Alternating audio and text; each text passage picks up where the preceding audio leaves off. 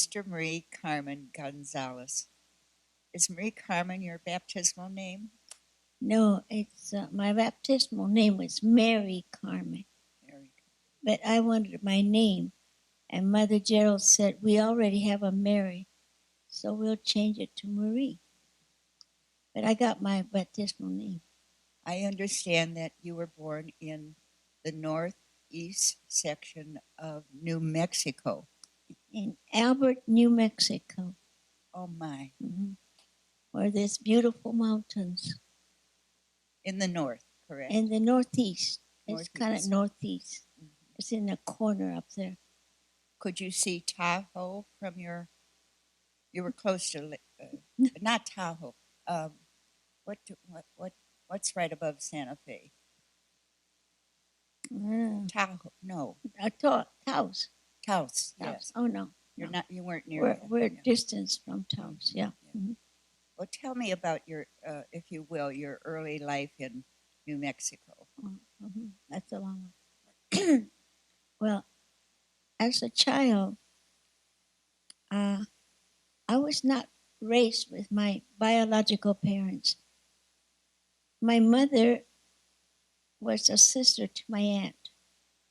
And when I was 6 months old, my biological mother, for some reason, she didn't have enough milk to feed me.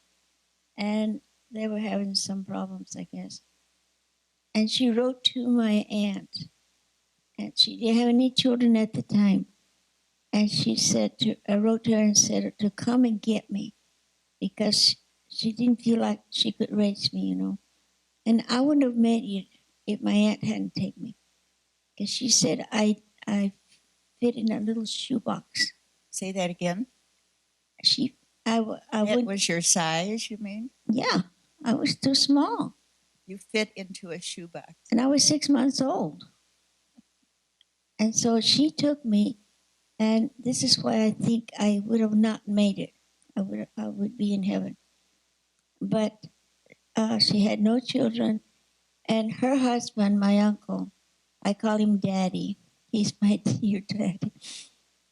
He worked 15 miles away. He ride a horse to get, because he worked there. At night, he would milk a cow, fresh milk, and he'd bring it over every night. He took care of me at night, and my mama took care of me during the day. And that's how I made it. I grew up to who I am today. It sounds like you were surrounded by love. I was, I know. And she always told me that she loved me as her own. And she did. I know she did. And so, did she have a long life too? Oh, I guess she was about almost 70, 68 when she died. Were you able to have a Catholic education? No. I went to public school all my life. And I didn't even know the nuns. I'd never seen a nun. What was your dream as a child? What did you want to be when you graduated from high school? I wanted to get married to a rancher and live there in the ranch and have a lot of children. That's what Well, that dream didn't come true. Dreams don't come out. No matter how much you wish. Well, wasn't that around the wartime too? Yes, I finished high school during World War II, 1945. And after high school, there was 2 girls in school, my good friends. We wanted to go to Air Force, okay, at that time. You mean enlist in the Air Force? Enlist to go to the Air Force. That's patriotic. And so we were choosing to go to be a nurse, okay? So a recruiter came, and in the drugstore, we made arrangements to meet him there. And he questioned us, you know, and how old you are, how tall, what do you weigh, stuff like that. And then he said at the end that Florence and Irene could go because they were, you know, they passed the test. Mm-hmm. I didn't. I wasn't tall enough. I didn't weigh enough. I was so disappointed. And so he said, the training is very strenuous and you wouldn't make it. Well, tell me the mystery or the miracle of you finding Adrian or the Adrian Dominicans when they weren't around you at all. No, they lived 19 miles away from us, but because we didn't have the transportation, and they came to Mosquito, because that's where I lived at the time. And but they went to church, and in those days, the nuns didn't talk to people. They didn't. They'd go in real silent to church and come out real silent. And so you didn't get to know them. Mm-hmm. We knew they were there, but that's it. And well, I worked. I worked in the grocery store, and I worked there for about 15 years, and which was good. I could help the family, and there was 10 of us then, and my daddy died when I was junior in high school, so I was the oldest. When did you realize that you may have a vocation or that you would be interested in religious life? Or if I had a vocation, I couldn't think about it because I was always working, thinking about the family, and helping my mother raise the family, really. That was my vocation at the time, So. Well, how did you meet up with the Adrians? So it's a long story. A lot of the priests had said to me I should enter, I should go to the convent. And the first priest that said that to me was Monsignor Stepmiller. After I came back and I didn't pass that test for the Air Force, he said, "Why don't you go to the convent?" And I said, "Oh, no. I wouldn't catch myself dead wearing black stockings." I didn't even know that they were black stockings. I'd never seen them. But anyway, that was it. And so I think that was my first call. But because I had I had a duty that I had to fulfill. I had to stay with my mother and help her. And so then years after, the post office had a notice that they were hiring someone to be assistant, at the post office. But we had to take a test, a civil service test. So we went to take it in Tucumcari. And two of my brother-in-laws and another man, myself and Mrs. Crossway, we took the test. It was hard because we had to do a lot of math and do it very quickly. And my brother-in-law said, I couldn't count up my fingers fast enough. So did you get that job? Well, when the test came, the scores, I was the highest, of the scores. Mrs. Crossway was next to me, So did you take the job? So I took the job. Mm-hmm. Is that how you met our sisters when they came to the post office? No, no, because we were in Mosquito, they're in Roy. Okay. And how I met the sisters was my Father Galley was our pastor at the time. And he, I guess he saw in me something, So he said, why don't you go meet some nuns and see if you have a vocation? So he sent me to Amarillo, Texas. There were the Franciscans were there, very close to home, about an hour away. And I went and spent the afternoon with them. A cousin of mine had gone, and Veronica. But I didn't like it. Oh, it was to me it was very depressing, so I didn't, that's not for me. I thought, no. And then he sent me to Hereford, Texas, close to New Mexico too. The Boston St. Joseph's were there. And they were nice, very kind. They were teaching there. And I enjoyed them very much, you know. And so, but then, no, not yet. Then I went to, where did I go? Oh, Grand Rapids. Oh, yes. And the Grand Rapids were they were in New Mexico, Ranchos de Taos. I spent the night with them, you know, and I enjoyed them very much, you know. They're Dominicans. Well, I'm waiting to find out. But then from there I went, no, still not. But she gave me a Mother Victor's name, the Grand Rapids. The last one I went to was the Adrian Dominicans, 19 miles away. And why I didn't go there first, I don't know. And Margaret Joseph was there, and Claire Patrick's. I fell in love with Margaret Joseph because she was so nice, so kind, so gentle. And she gave me Mother Gerald's address. I wanted to know, what do you do? And she said, honey, you'll find out. You found out. And that I did. Anyway, when I came home, I waited a while, and then I thought, I'll write to Mother Gerald. I took the letter to Father Galley. He sends my letter, and we sent it. In the letter, I said, excuse me. In the letter, I said that I had no college education, and I was just a high school. And that I didn't want to go to school because I was so old. I was 31 at the time. And she said, and that I didn't think I want to teach.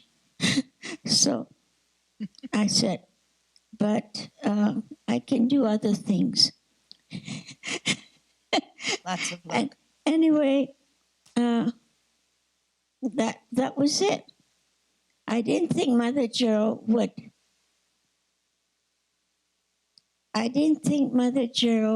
Accept me, you know, because of what I had written.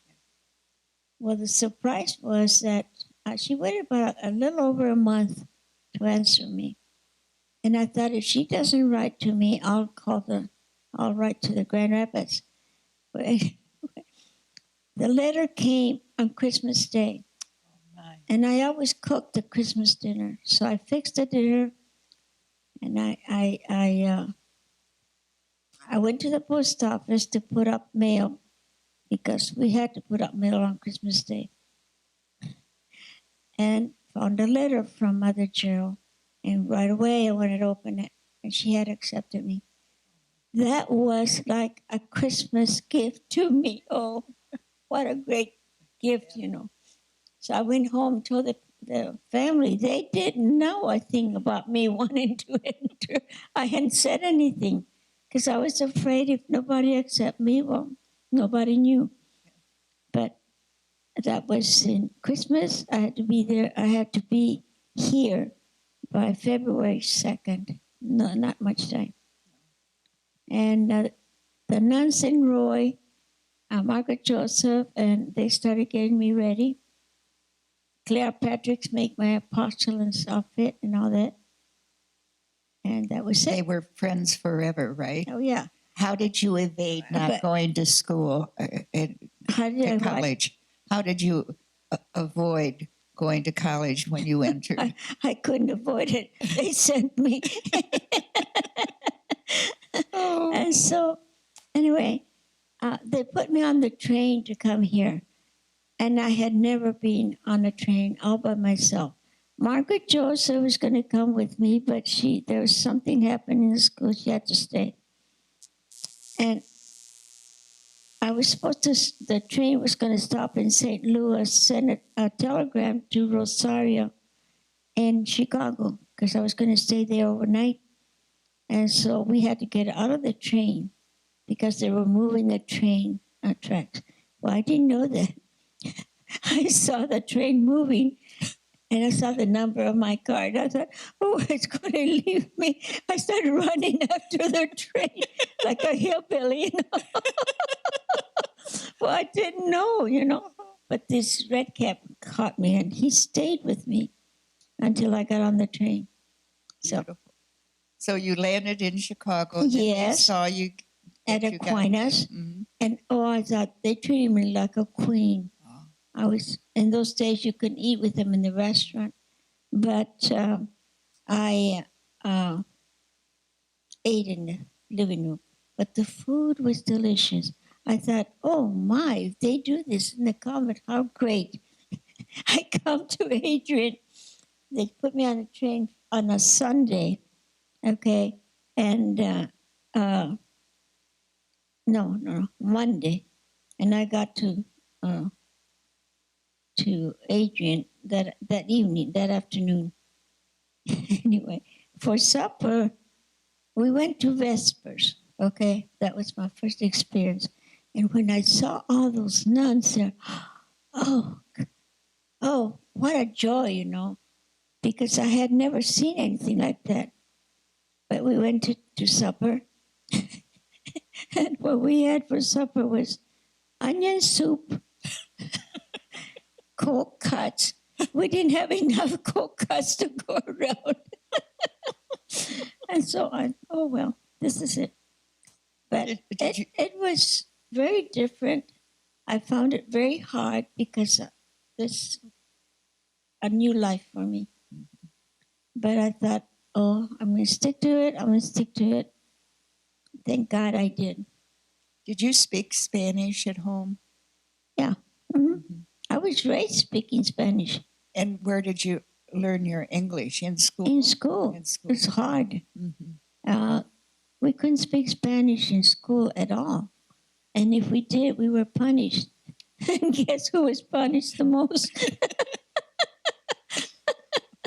I was talking all the time. So I presume that you finished your Bachelor of Arts at Siena. Is that correct? Yes, I did. Yeah, when I got here, but we all had to go to school. We had to take a course. And I thought, oh, God. And the first course I took was with Michael, what was her name? She taught history. Yes. She was so hard. Oh, she was a hard teacher, I thought. But I did the best I could. And then as novices, we had to take another course. I don't remember who I took that with. But I understand that you got a master's. How did that come about? Well, see, after, this is the other part of my story.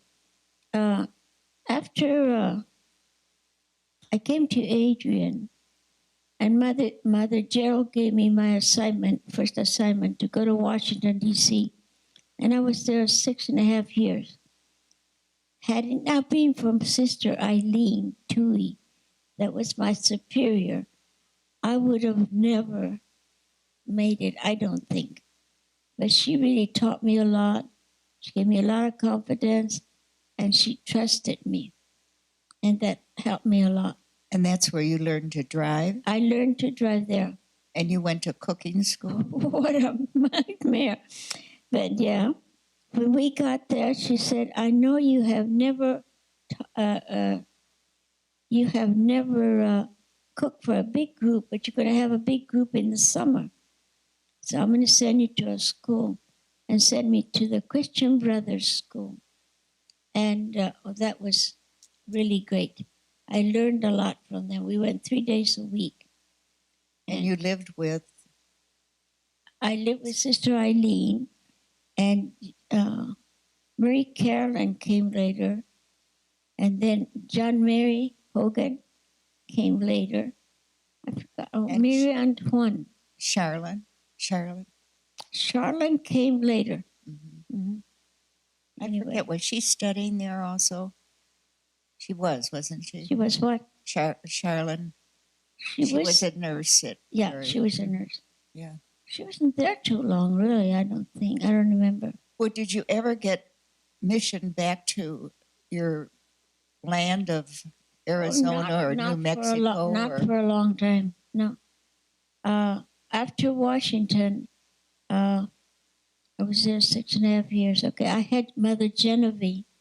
No, Sister Genevieve. What was the other name? I can't remember. Genevieve was her name. The opposite of Eileen. See, I had a lot of responsibilities with Eileen. She left everything up to me. And when Genevieve came, thought I was taking over. So she took everything away. I couldn't feed the priest. I couldn't get near them. Oh, stuff like that. Anyway. The gift of the House of Studies was there were so many sisters of other communities Oh, living yeah. there. Oh, yeah. That was great. Mm-hmm. You get to sit and talk with them. Yeah. Then the other thing is that when I left there, they said Mother Genevieve had been in Washington for a visitation or whatever. And she wanted me to take her to Oxon Hill, Maryland. Remember, we had a school there? And I did. And on the way back, she said, we would like to send you to Kingman, Arizona. Yeah? I said, yeah. You're going to be in the first grade there. Okay. Okay, I said, I'd be happy. I want to get away from Genevieve. And so, okay, I went to Kingman, and Androselia and Mary and Edward Keyline. Geetline. Mm-hmm. They were my mentors. They helped me. Oh, and beautiful. oh boy, did I learn a lot from them. Mm-hmm. It seems to me you became a principal somewhere along the line. Okay, that's later on. Mm-hmm. Mm-hmm. From Kingman, I was there, I think about 2 years maybe. And then they sent me back to school to finish my bachelor's, okay? The great advantage I had about school is that Sister Eileen, John Mary, another sister, they gave me courses there while I was there. And the credits were sent here. So I had credits in English, I had credits in history, I had credits in Spanish. So those were good credits. So when I did my bachelor's, I didn't have to take that much. Excuse me. How did Sister Gino Lachlan come into your life? When I came back to school to Adrian, we came for 1.5 years to finish the bachelor's. And when we graduated, she came and they were congratulating us all and all that. And she came and said to me, now, she said, I want you to register to go to Flagstaff, Arizona, get your master. Oh, no. I said, I'm not going to school anymore. But she said, yes, you will. if you don't sign up, I'm going to sign you up. And I thought, well, what do I do? But she called me and said, did you sign? No. Well, you better go. She said. So I did. And that was a good experience because it was hard, but you had to work hard. And thank God I did it. Beautiful. And then we had to write how to write thesis? Mm-hmm. And I thought, I'm not getting into that, I don't think. But I had a choice. I could write thesis or have an oral, And I thought, I'll take that. The oral? Yeah. And then when it came to the day, I was so nervous. But I had a good advisor. He had given me questions that they might ask and all that, So I prepared myself for that. And so I went and I made it. Beautiful. What's the time? pretty close, yes. So Okay. there are a couple of questions I'd like to Okay. ask you. Mhm. So I know people will be astounded to know your age today. July, I was 89 years old. Amazing. I was born 1926. It's too bad you don't look and act like you're 89 years old. Well, see, I taught first graders for such a long time, they kept me young. And how has life been for you here at the DLC, the Dominican Lives Center? Well, after being at Regina for 13 years, you know, independent, doing everything, it's been a little different, but I'm trying to get used to it. You mean Regina here on campus? Here on campus. And I was there for 13 years, really. Sister Willard came to visit with me then. And Sister Marie Louisa came. I think she's been here maybe 2 years, 3 years. But I live with Louisa in Albuquerque. Yeah. And the transition now over to Maria is different because, first of all, there's no kitchen there for you to cook. I miss that. Yes. Yeah. Terrible. I miss baking. At Christmas, I always baked all those coffee cakes. You know. Well, as you get older, you can't do a lot of things, and you have to give it up. You know. And I think you've done that very gracefully, Carmen. You have to. What else can you do? You can't go on, you know. Yes. You don't have a place to do it, so you just. I ask before we say goodbye this morning, what words of wisdom you would have for those who might be entering in the future? I just met a girl yesterday, one of the girls that help us up there, one of the AIDS. There's 2 young girls. And I asked one of them, "Are you married?" And she said, "Yeah." And I said, "Are you?" "No," she said, "I'm not." "Hey," I said, "I'm recruiting to come to enter the Adrian Dominicans." And she just looked at me. I said, "Would you like to?" "Oh, yeah, maybe," she said. "I'll think about it." So you never know. You never know. You know. Oh, God bless you, Carmen. Thank you. I told her it's a good life. It's a good life. You get your education, which I didn't think I would. I never dreamed that I would teach. Never. And yet I came to teach and I loved it. So I'm very grateful. Praise the Lord. Yes. Thank the Lord. Yes. Amen. I've been happy. It's been a happy life for me. Here, I'm just getting used to it. Let's see what happens later.